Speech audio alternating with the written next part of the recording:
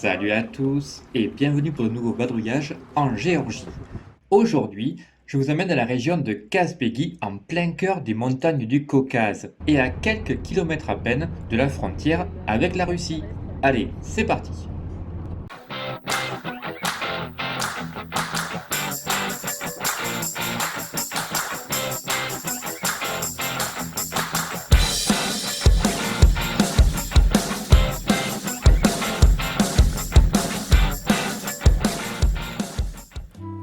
On est maintenant à 2-3 heures de route de Tbilissi et on débarque enfin dans la petite ville de Stepantsminda, complètement entourée de montagnes.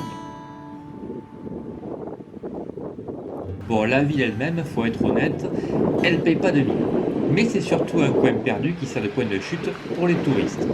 Et les vaches. Il y a beaucoup de vaches en ville. Je sais pas pourquoi.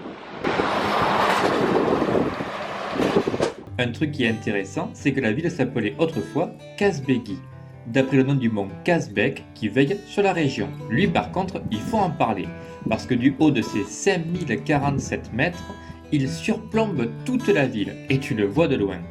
Bref, le mont Kazbek, c'est un peu la star du Caucase par ici, et on retrouve même son pic enneigé reconnaissable entre mille sur les bouteilles de bière. Et justement, c'est là que démarre notre aventure.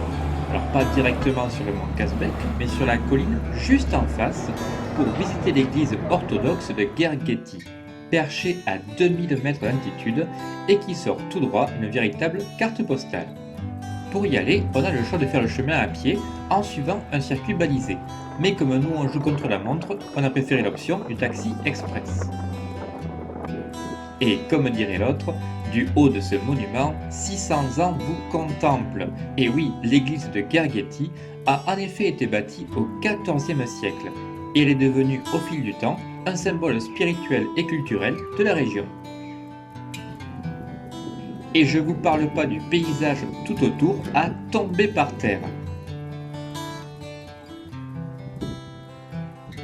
Et quand tu passes ton temps à Tbilissi entre les bouchons et le métro bondé à cause des travaux qui durent depuis des mois, eh ben un grand bol d'air frais, ça fait pas de mal. Mais surtout de là-haut, on peut profiter d'une vue imprenable sur le mont Kazbek qui semble littéralement écraser l'église minuscule de sa taille colossale. Bon après ça dépend des jours, parce que nous on a surtout admiré le brouillard. Mais on aura quand même profité du panorama spectaculaire sur la vallée en contrebas. Tu reconnais les endroits? Oui, bien sûr. Il y a le pont, le restaurant, l'hôtel.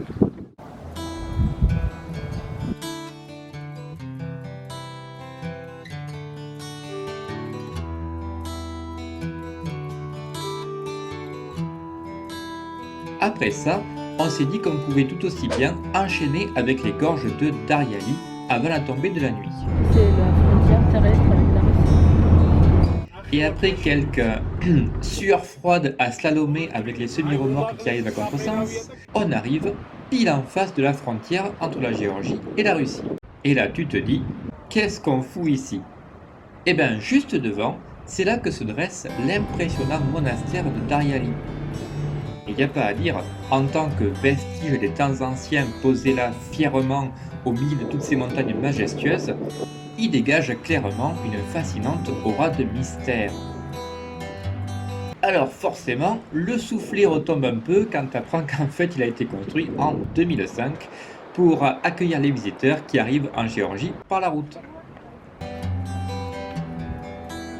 Et là, on pourrait repartir, mais comme il nous reste encore un peu de temps avant que le soleil se couche, on a décidé de s'arrêter un peu plus loin pour aller crapahuter une petite demi-heure et se rafraîchir au pied d'une cascade photogénique de 30 mètres de haut.